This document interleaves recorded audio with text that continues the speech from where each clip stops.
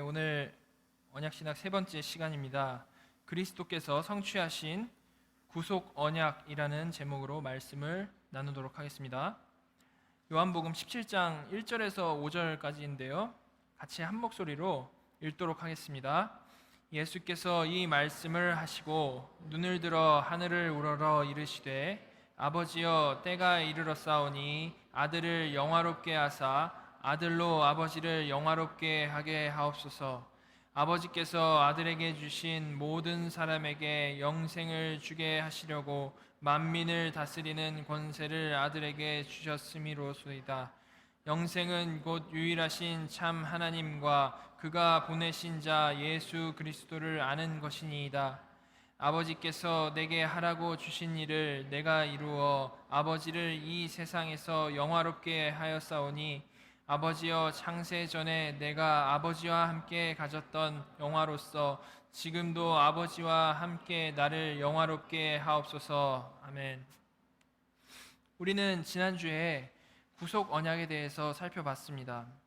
다른 모든 언약은요, 하나님과 사람 사이에 맺어진 언약인데 반해서 이 구속 언약은 삼위 하나님 사이에서 맺어진 언약이라고 했습니다.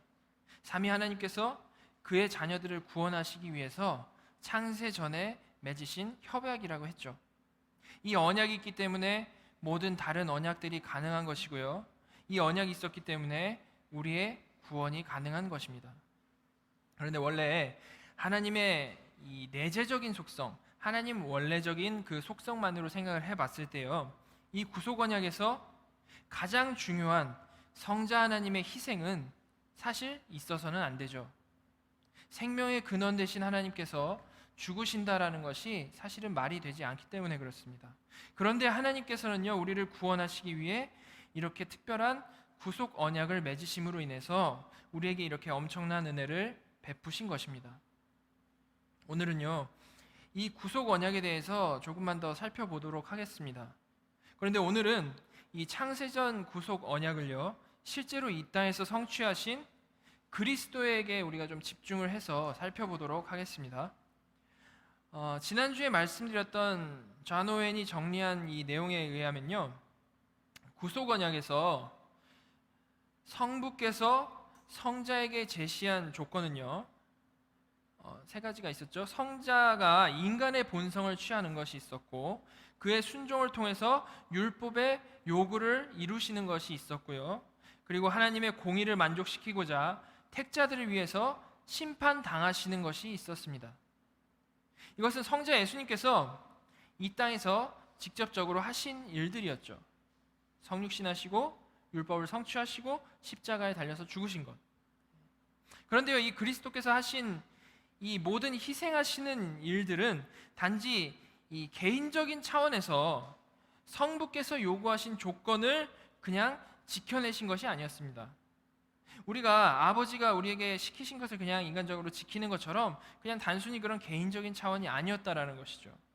그리스도께서는요, 그야말로 우리의 구원을 위해서 공적으로 분명한 역할을 가지고 일을 하신 것입니다. 공적인 사역이라는 것입니다. 기본적으로요, 그리스도라는 호칭은 무슨 뜻입니까? 기름 부음 받은 자라는 뜻이죠. 기름 부음 받은 자라는 뜻인데요, 바로 이 공적인 역할을 맡으시기 위해서 기름 부음을 받으신 것입니다. 우리가 아무리 믿음이 있다라고 할지라도 만약에 예수님이 단순히 성부와 그냥 개인적인 약속을 지키신 것이라면 절대 그 십자가가 나의 십자가가 될 수 없겠죠. 그런 일이 있었는지도 알 수도 없었겠죠. 자, 그러면요, 그리스도께서는 정확히 어떤 일을 하시기 위해서 이렇게 기름 부음을 받으신 것일까요? 마이클 브라운은요, 이렇게 얘기합니다. 개혁파 신학은 구속 언약에서 정해진 그리스도의 역할을 전형적으로 세 가지로 묘사한다라고 말을 합니다. 이 세 가지의 이 그리스도의 역할을 통해서 어떻게 그리스도의 희생으로 인한 성취가 우리와 관련될 수가 있는지를 좀 생각해 보도록 하겠습니다. 그리스도께서 희생하신 그 일이 이 역할 때문에 우리랑 어떻게 관련이 될 수 있는지 그것에 대해서 좀 생각을 해보겠습니다. 첫 번째, 그리스도의 역할은요, 언약의 머리입니다. 언약의 머리. 여러분은 언약의 머리라는 표현을 들어보셨습니까? 아마 이 표현을 들어보시진 못했더라도 그 내용을 잘 알고 계실 것입니다. 우리는 다음 주에 행위 언약을 살펴볼 것인데요. 하나님께서는 행위 언약을 아담과 맺으셨습니다. 그 행위 언약의 내용이 뭐죠? 아주 간단하죠. 선악과 먹으면 죽는다. 그것이 행위 언약입니다. 그래서 그 언약을 어긴 아담은 실제로 먹고 죽게 됐죠. 그런데요, 정말 얼마나 오래전 사람인지도 모르는 아담이라는 사람이 죄를 짓고 죽었는데 왜 우리 모두가 이렇게 다 잘 알고 그것을 주시해서 보고 있습니까? 아담이 죄 지은 사실이 우리에게 왜 그렇게 중요한 것입니까? 그것은 아담이 그냥 혼자 죄 짓고 만 것이 아니라 대표성의 원리 안에서 죄를 지었기 때문에 그렇습니다. 이 대표성이란 게 뭡니까? 대표성. 로마서에서 잘 설명해 줍니다. 로마서 5장 12절입니다. 제가 읽겠습니다. 그러므로 한 사람으로 말미암아 죄가 세상에 들어오고 죄로 말미암아 사망이 들어왔나니 이와 같이 모든 사람이 죄를 지었으므로 사망이 모든 사람에게 이르렀느니라. 아담이 하나님과 맺은 언약인 행위 언약, 그 행위 언약을 어겼고요, 죄를 짓게 되었습니다. 그런데 이 죄는 그냥 그 한 사람으로 끝난 게 아니었습니다. 이 한 사람으로 말미암아 죄가 세상에 들어오고 사망이 세상에 들어와서 그 모든 사람이 죄인으로 사망에 이르게 된 것입니다. 이렇게 아담이 모든 사람을 대표한 것을 대표성의 원리라고 하는 것이고요. 그래서 아담을 언약의 머리라고 하는 겁니다. 하나님과 행위 언약을 맺은 언약의 머리라는 거죠. 행위 언약의 머리로서 그가 그 행위 언약을 어기는 순간에 그의 모든 후손이 죄인이 되는 것입니다. 우리는 선악과를 보지도 못했는데 우리도 아담 안에서 죄인이라는 것이죠. 이 대표성의 원리 때문에 우리에게 원죄라는 것이 적용이 되는 것입니다. 대표 선수라는 거죠. 그런데 구속 언약에서 주어진 이 그리스도의 역할 첫 번째가 지금 뭐라고 했습니까? 언약의 머리라고 했습니다. 아담이 언약의 머리인데 마지막 아담이신 그리스도도 언약의 머리라는 거죠. 이에 대해서 성경은 이렇게 말합니다. 고린도전서 15장 21절 제가 읽겠습니다. 사망이 한 사람으로 말미암았으니 죽은 자의 부활도 한 사람으로 말미암는도다. 아담 안에서 모든 사람이 죽은 것 같이 그리스도 안에서 모든 사람이 삶을 얻으리라. 사망이 언약의 머리 아담으로 말미암았으니까 다시 사는 이 부활도 언약의 머리 예수로 말미암는다는 것입니다. 아담 안에서 모든 사람이 죽고 예수 안에서 모든 그의 백성이 사는 것이죠. 이처럼 인류의 역사는요, 두 아담의 역사이고요, 내가 지금 그 두 아담 중에 누구 아래에 있느냐가 거기에 따라서 모든 것이 결정이 되는 것입니다. 아담 안에서 사망, 예수 안에서 생명. 그리스도께서는 이렇게 구속 언약에 의해서 언약의 머리의 역할을 하신 것입니다. 자, 두 번째 그리스도의 역할은요, 중보자입니다. 중보자. 중보자는 영어로 미디에이터죠. 단어 뜻대로 하면 중간에서 분쟁을 조절하는 사람을 중보자라고 합니다. 그리스도께서 이런 중보자의 역할을 하셨다라는 것이죠. 그런데 물론 우리가 생각하는 이런 일반적인 미디에이터, 그냥 그런 분쟁을 조절하는 사람과는 다른 예수 그리스도는 아주 특별한 중보자셨다라는 것입니다. 자, 지난번에 말씀드린 이 반틸 동그라미를 좀 생각해 보시기 바랍니다. 이 두 동그라미에서 큰 동그라미인 하나님과 작은 동그라미인 피조물은 언제나 존재적으로 떨어져 있습니다. 이렇게 떨어진 상태에서는요, 하나님께서 말씀해 주셔도요, 그것은 그냥 멀리서 하는 말씀일 뿐이고 그 말씀만으로는 이 두 동그라미가 이어질 수가 없습니다. 하나님께서 언약을 맺으셔도 그것은 미래를 바라보는 약속일 뿐이지 그 약속만으로 이 두 동그라미가 이어질 수가 없죠. 그러면 이 두 동그라미 사이가 이어지게 하기 위해서는 어떻게 해야 합니까? 그 일은 당연히 절대 아무나 할 수 없습니다. 오직 100% 하나님이시고 오직 100% 사람이신 그런 분만 할 수 있는 것입니다. 왜 그렇습니까? 하나님만이 하나님 편에 서서 구원을 하실 수 있는 것이고요, 인간만이 인간의 대표를 할 수 있기 때문에 그렇습니다. 그러니까 둘 다 충족이 돼야 된다는 것이죠. 그 사이의 다리가 되기 위해서는. 그래서 오직 말씀이 육신 되신 그리스도만 그 두 동그라미 사이에서 중보자가 되실 수 있는 것입니다. 하나님이시고 인간이고, 이렇게 되는 거죠. 오직 이 중보자를 통하는 방법만이 인간에게는 하나님을 죽지 않고 만날 수 있는 방법이 되는 것입니다. 그래서 그리스도께서는 길이신 거고요, 그분 자체가 진리이시고 우리의 생명이 되시는 것입니다. 이렇게 중보자는 오직 예수님만 가능한 것입니다. 이 사람과 하나님 사이에 서 계신 중보자를요, 우리가 좀 더 자세하게 살펴보면요, 세 가지 직분을 가지고 계심을 볼 수 있습니다. 이 세 가지 직분이 뭐죠? 그리스도의 삼중직, 선지자, 제사장, 왕입니다. 그리스도께서는 이 세 가지 직분을 감당하시면서 사람과 하나님 사이에서, 그리고 사람과 하나님으로서 중보자 역할을 하신다라는 것입니다. 이 중보자가 가지시는 세 가지 직분에 대해서 좀 간단히 살펴보도록 하겠습니다. 먼저 선지자입니다. 선지자는 뭐 하는 사람입니까? 하나님의 말씀을 사람에게 전하는 사람입니다. 말씀 자체이신 그리스도께서는 공생의 기간 동안 사람들에게 직접 말씀을 전하는 선지자셨습니다. 그래서 누가복음에서는요, 예수님을 말과 일에 능하신 선지자라고 말씀을 표현을 합니다. 말과 일에 능하신 선지자.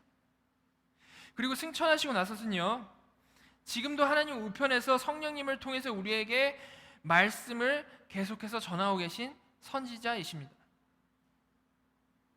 예수 그리스도는 선지자이시다. 이게 첫 번째고요. 두 번째, 제사장입니다. 제사장은 뭐 하는 사람입니까? 제사장은 하나님과 사람 사이에서 화목하게 하는 일을 하는 사람입니다.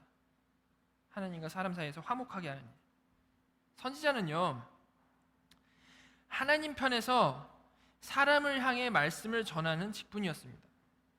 하나님의 말씀을 전하는 거죠. 그런데 이 제사장은요, 사람 편에서 하나님을 향해 올려드리는 그러한 직분입니다. 사람의 제물을 받아서 그 제물로 제사를 하나님께 집례하던 사람이 제사장이죠. 우리가 몇 주 전에 구약의 제사에 대해서 자세하게 살펴본 적이 있었는데요, 그리스도께서는 바로 그렇게 구약에서부터 계속해서 예표되던 제사를 십자가에서 영단번의 제사로 드리신 영원하신 대제사장이시라는 것입니다. 우리의 대표로 제사 드리신 대제사장이시고, 우리의 대표로 성부께 기도하신 대제사장이시고, 우리의 대표로 지금도 보좌 우편에서 우리를 위해 중보기도 하시는 대제사장이시라는 것입니다. 화목해 하시는 분. 자, 그럼 좀 다른 얘기인데요, 좀 잠깐 생각을 해보면요, 우리가 남을 위해 기도할 때 중보기도 한다라는 표현이요, 그것이 잘된 표현일까요? 사실 이것은 잘못된 겁니다. 왜냐하면 중보기도는 오직 중보자 그리스도만 하시는 기도이기 때문입니다. 우리가 남을 위해 기도하는 것은 그냥 남을 위해 기도하는 거죠. 하나님과 사람 사이에서 중보기도는 중보자 예수 그리스도만 하시는 것이죠. 우리가 쓰는 용어 중에 이렇게 별 의도 없이 그냥 이렇게 쓰는 용어들이요, 조금씩 잘못된 것이 많이 있는데요, 이렇게 생각날 때마다 고쳐나가는 것이 좋습니다. 다시 돌아가서요, 자, 이제 마지막으로 보면요, 지금 선지자, 제사장 봤고요, 왕입니다. 왕은 뭐 하는 사람입니까? 왕은 다스리는 사람, 통치하는 사람입니다. 그런데 제가 지난번에 말씀드린 것처럼 우리가 이 역사를 통해서 보는 왕들은요, 어떤 왕이었습니까? 백성을 착취하는 왕이죠, 대부분. 그러나 창조주 하나님께서는 정반대이십니다. 사실 이것은 너무나도 당연하죠. 왜냐하면 하나님은 우리에게 뭔가가 필요하신 분이 아니시기 때문에 그렇습니다. 우리가 하나님께 뭘 해다 드려도 하나님께서는 그것이 아무런 의미가 없는 것이죠. 어차피 다 하나님께서 만드신 것이니까 이것은 너무나도 당연한 사실입니다. 따라서 그리스도의 왕 직분은요, 우리에게 베푸시는 왕일 수밖에 없습니다. 중보자로 하나님과 사람 사이에서 모든 것을 통치를 하시며 또한 허물과 죄로 죽은 우리들에게 생명을 주시는 왕이 예수 그리스도 중보자시라는 것이죠. 중보자로서 하나님으로서 모든 것을 우리에게 베풀어 주시는 분이시라는 것입니다. 이렇게 그리스도께서는 중보자 역할을 하시는데요, 공생의 기간에도 그리고 승천하시고 나서 지금 이 순간에도 동일하게 선지자, 제사장, 왕으로서 하나님과 우리 사이에서 그 길을 잇는 길이요 진리요 생명이신 예수 그리스도시라는 것입니다. 이것이 구속 언약에서 그리스도께서 맡으신 두 번째 역할, 중보자에 대한 설명입니다. 자, 세 번째 그리스도의 역할은요, 새 언약의 보증이십니다. 히브리서 7장 22절 제가 읽겠습니다. 이와 같이 예수는 더 좋은 언약의 보증이 되셨느니라. 새 언약의 보증이 되셨다. 그리스도께서 더 좋은 언약, 그러니까 새 언약의 보증이 되신 이유는요, 간단합니다. 그리스도께서 스스로 구속 언약에서 성부 하나님께서 세우신 조건을 스스로 모두 다 성취하셨기 때문에 그렇습니다. 구약에서 제사장은요, 죄를 지을 때마다 새롭게 제사를 드려야만 하는 그러한 사람이었습니다. 따라서 이 제사장은 순간순간 그냥 죄를 선포하기는 하지만 구원을 보증하지는 못했습니다. 그런데 영원하신 대제사장 예수 그리스도는 어떠십니까? 스스로 제물이 되셔서 영단번에 제사를 드리셨습니다. 이제 더 이상의 제물도 더 이상의 제사도 필요가 없죠. 누구든지 그리스도를 믿기만 하면 새 언약은 그 사람의 언약이 되는 것이고요, 그 사람은 취소되지 않는 구원을 얻게 되는 것입니다. 따라서 그리스도는 그 자신이 새 언약의 보증, 구원의 보증이 되시는 것이죠. 이것이 그리스도의 세 번째 역할, 새 언약의 보증인 것입니다. 이렇게 기름 부음 받은 자 그리스도께서는요, 그냥 개인적으로 성부의 약속을 지키신 그러한 수준이 아니라 이렇게 언약의 머리로서, 중보자로서, 새 언약의 보증으로서 구속 언약에서 성부께서 명령하신 일들을 하나하나 공적으로 성취하신 것입니다. 한 사람이 있는데요, 그 사람이 복음을 듣고 그리스도를 믿을 때에 그는 이 언약의 머리이신 그리스도와 연합하는 것이기 때문에, 이 언약의 머리이신 그리스도와 연합하는 것이기 때문에 더 이상 다른 언약의 머리인 아담의 자손에게 내려지는 심판에서 벗어나게 되는 것이고요, 그가 연합한 이 그리스도께서는 믿을 때뿐만이 아니고 영원하신 선지자, 제사장, 왕으로서 그를 끝까지 중보하시는 분이시기 때문에 그는 그리스도를 믿고 구원에 대한 참된 보증을 가지고 살아갈 수 있다는 겁니다. 지금도 도우시는 예수 그리스도, 지금도 중보하신 예수 그리스도 때문에 우리의 구원은 확실하다는 거죠. 이렇게 모든 하나님의 자녀들은 바로 이런 그리스도의 공식적인 역할들 때문에 2000년 전에 그리스도께서 성취하신 그 사역의 유익을 지금 이렇게 누리면서 살아가는 것입니다. 예수 그리스도께서 지금도 일하시기 때문에. 자, 이런 이해를 가지고요, 오늘 본문 말씀을 좀 살펴보도록 하겠습니다. 이 본문은 그리스도께서 이 땅에서 언약의 머리로서, 중보자로서 사역을 하시고 십자가에 달리시기 전에 마지막으로 하신 기도인데요, 주님께서 가룟 유다를 제외한 이 제자들 앞에서 하신 기도입니다. 우리는 이 그리스도의 기도를 통해서 우리가 지금까지 살펴봤던 구속 언약의 핵심을 살펴볼 수 있습니다. 종교개혁자 마틴 루터는요, 이 요한복음 17장에 대해서 이렇게 말합니다. 이것은 진실로 측량할 수 없이 열렬하며 진심에서 우러나온 기도이다. 그리스도께서는 우리들에 관하여 그리고 아버지에 관하여 그의 심중을 열어 보이신다. 그리고 그것들을 모두 토로하신다. 그것은 매우 정직하고 단순하게 들리며 매우 심오하고 풍부하며 매우 광범위하다. 그것을 측량할 수 있는 사람은 아무도 없다. 루터는 이 기도에 대해서 왜 이런 평가를 했을까요? 그것은 이 기도는 사실 본래는 인간들이 들을 수 없는 그리스도의 대제사장적 기도이기 때문에 그렇습니다. 구약 시대의 대제사장이요, 다른 때랑 다르게요, 하나님을 특별히 만나던 그러한 시간이 언제였습니까?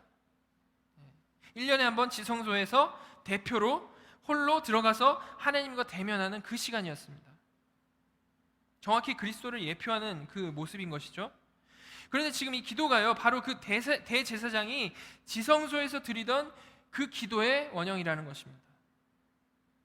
본래 아무도 들을 수 없는 성부와 성자 사이의 대화, 지성소에서 벌어지는 그 기도를 주께서 우리에게 이렇게 모두 공개를 하신 것입니다.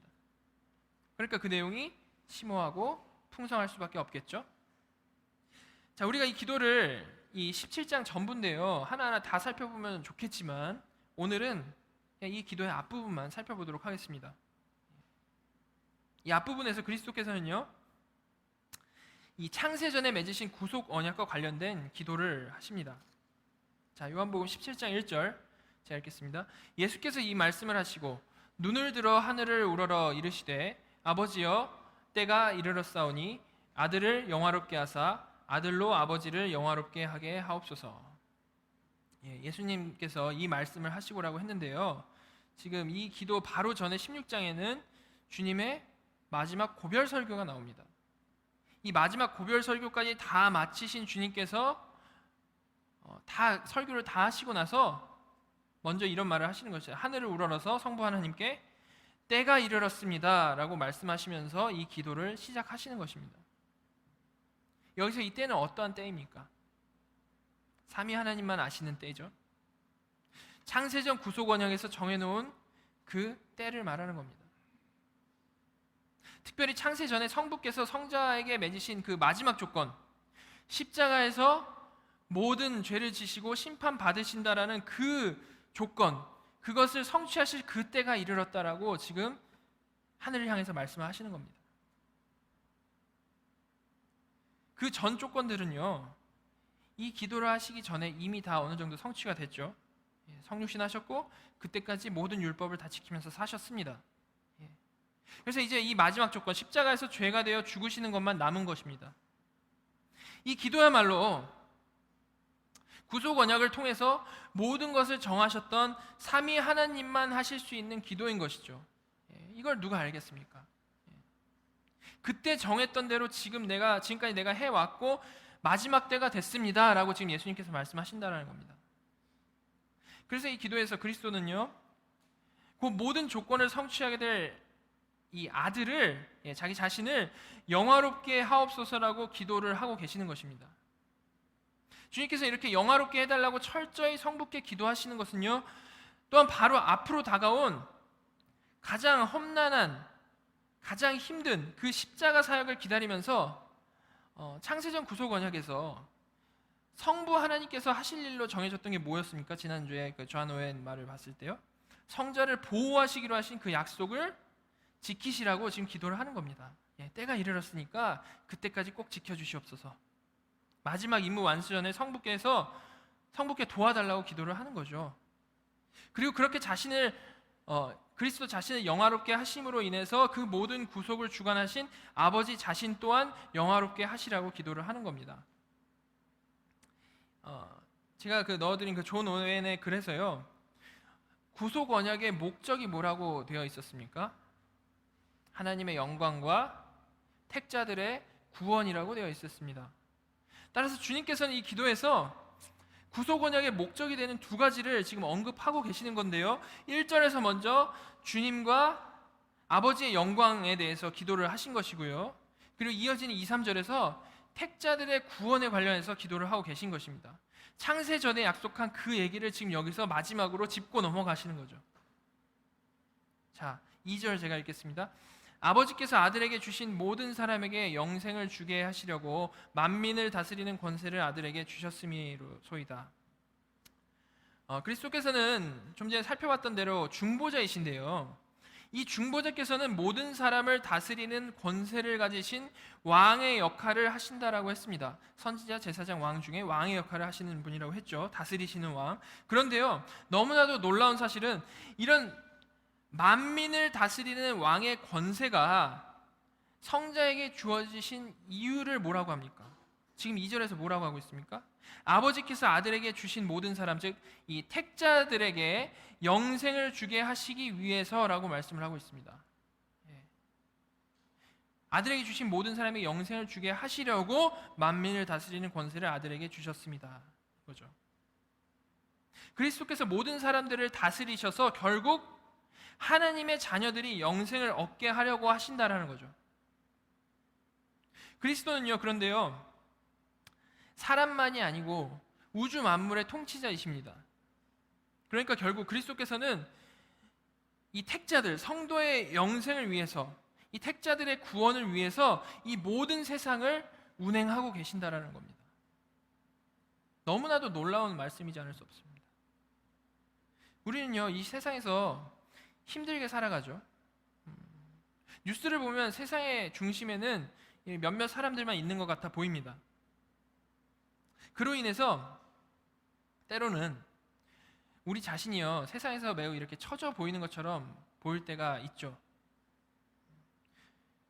그러나 우리가 영적인 눈을 뜨고 알게 되는 사실은요, 정반대입니다. 왕 중의 왕이신 그리스도께서 우리에게 영생을 주시기 위해 이 모든 세상을 운행하고 계신다라는 것입니다. 그리스도의 눈은 그런 세상의 권력자들이 아니고 오직 하나님의 자녀만 이렇게 바라보고 계신 것입니다. 우리를 위해서 이 모든 것을 운행하신다는 것이죠. 이것은 그리스도께서 공생애를 사셨을 때 2000년 전의 얘기만이 아니고요, 지금 이 순간도 동일한 사실입니다. 승천하셔서 계속해서 그렇게 다스리고 계신다는 것입니다. 택자들을 위해서. 우리가 이 사실을 더 굳건하게 믿을 때요, 우리가 정말 이 세상 가운데서 담대하고 감사 가운데 살 수 있는 것입니다. 우리가 보는 눈으로는 해석이 안 되는데 사실 위에서 보면 그리스도께서는 우리를 위해서 이 모든 것을 운행하고 계신다는 것입니다. 그것이 우리에게 힘이 되어야 합니다. 이런 진리를 굳건히 붙잡으시기 바랍니다. 그리고 이어지는 말씀에서 주님은요, 모든 만물을 다스리시면서까지 우리에게 주시고자 하는 그 영생에 대해서 한마디를 덧붙이십니다. 3절, 영생은 곧 유일하신 참 하나님과 그가 보내신 자 예수 그리스도를 아는 것이니이다. 세상 우주 만물은 그리스도의 통치를 받고 그 통치 안에서 결국 택자들은 영생에 이르게 되는 것인데요, 실패함 없이 영생에 이르게 되는 것인데요, 그 영생이 무엇인가 하면 바로 하나님과 예수 그리스도를 아는 것이다. 하나님과 예수 그리스도를 아는 것, 그렇게 말씀하고 계시는 것입니다. 제가 믿음에 대해서 설명을 할 때 믿음은 지정의로 이루어져 있다라고 말씀을 드렸습니다. 그 중에 지가 뭡니까? 지식이죠. 아는 것이 없으면 그것은 믿는 것이 아니라고 했죠.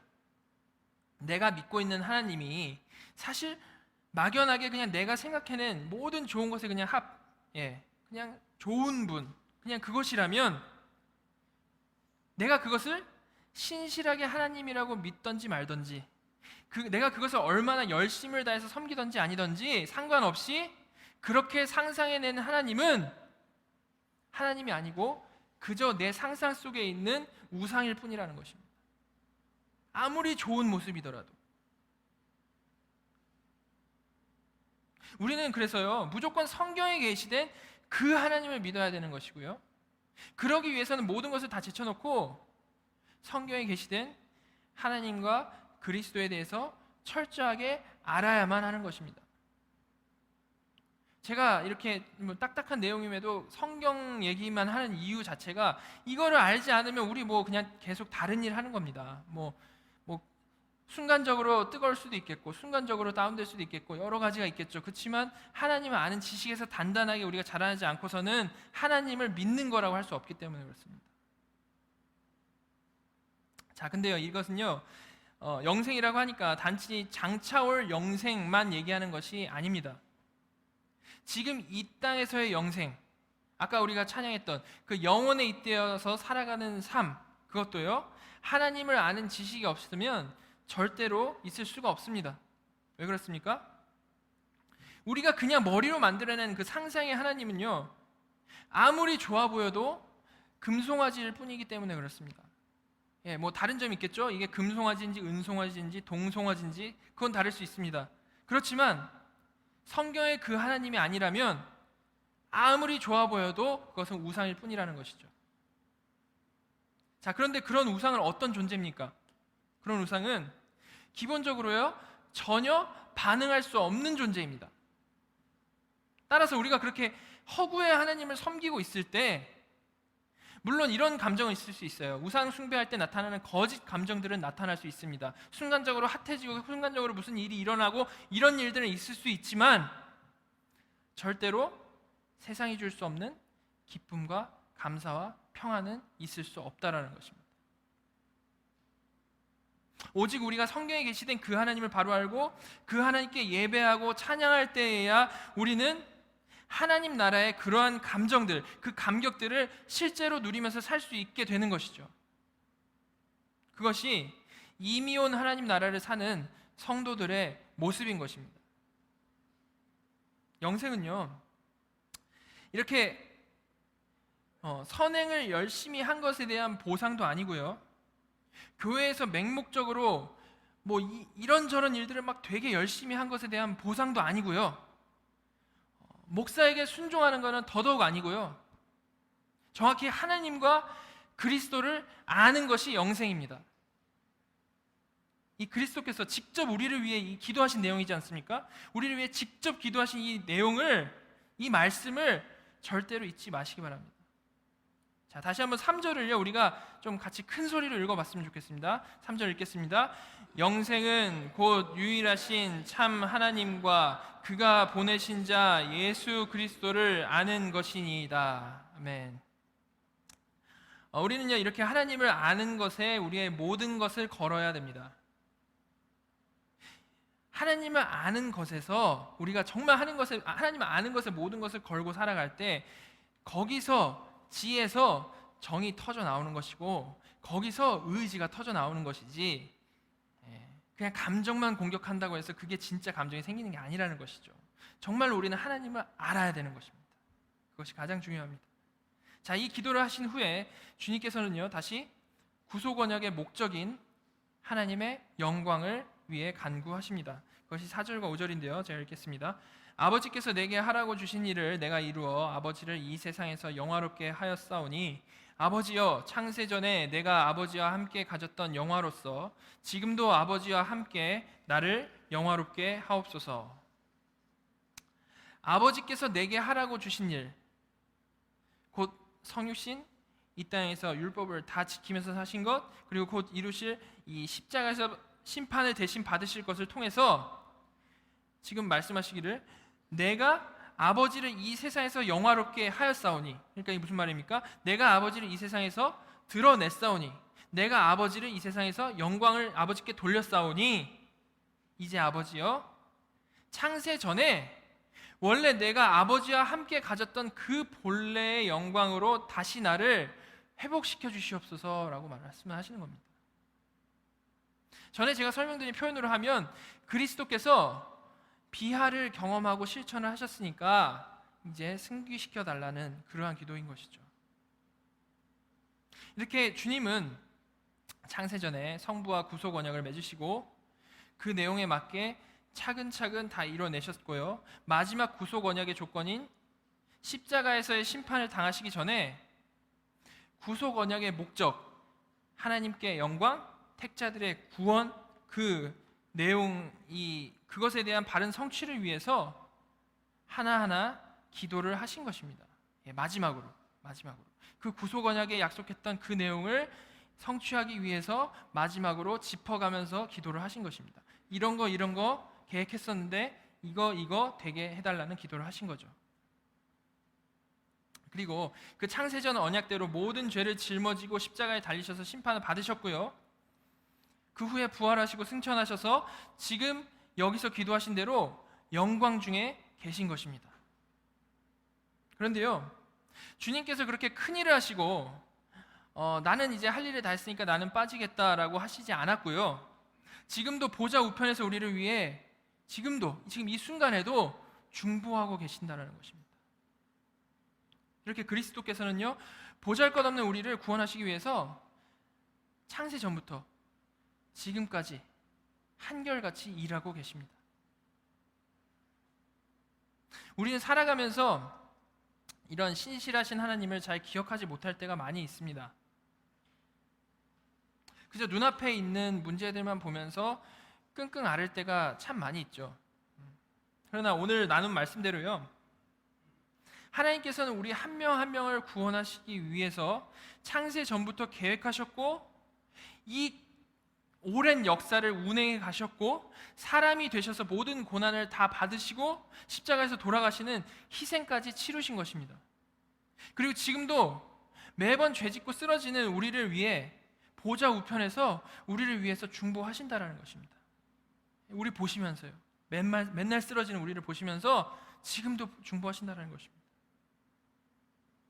자, 그런데요, 이런 신실하신 하나님께 우리 피조물은 그 동그라미에서 보여드렸던 것처럼 수준이 낮아서요, 무언가를 보답할 수 없는 존재입니다. 그래서 우리가 할 일은요, 이 보답할 수 없는 존재가 할 수 있는 일은 다른 어떤 것이 아니라 그 크신 일을 이루신 예수 그리스도를 믿는 것입니다. 아들이 아버지를 믿는 거죠. 신뢰하는 것입니다. 그런데요, 이렇게 믿는 성도가 이렇게 보답할 길은 없어도 우리가 하나님을 기쁘시게 할 수는 있죠. 그 방법은 그런 하나님께서 하신 일, 그렇게 하나님과 예수 그리스도에 대해서, 그런 하나님께서 하신 일에 대해서 정확히 알고 그 선하심과 그 신실하심을 정말 마음에서부터 찬양하는 것입니다. 정말 하나님께서 이런 일을 하셨구나, 정말 하나님께서 정말 나 같은 존재를 사랑하시는 나의 아버지시구나라는 것을 정말로 깨닫고 그것에 감격해서 하나님께 찬양하는 것이죠. 그것이 영광 돌리는 것이죠. 정말 그런 마음들이 모여서 하나님을 정말 온전히 찬양하고 하나님의 말씀을 듣는 자리가 이 예배의 자리라는 것입니다. 저와 여러분 모두가요, 이 성경을 통해서 정말 더 깊이, 더 풍성하게 우리의 이 신실하신 하나님을 잘 알아가길 바랍니다. 그래서 이 땅에서 그 하나님의 크심과 신실하심과 그 인자하심을 우리가 정말 잘 알고 기뻐하고 감사하면서 하늘의 이 생명, 하늘에 있는 그 생명을 이 땅에서 누리는, 영원에 잇대어 살아가는, 이미 온 하나님 나라를 살아가는 코너스톤 교회가 되기를 간절히 바랍니다. 예, 같이 기도하도록 하겠습니다.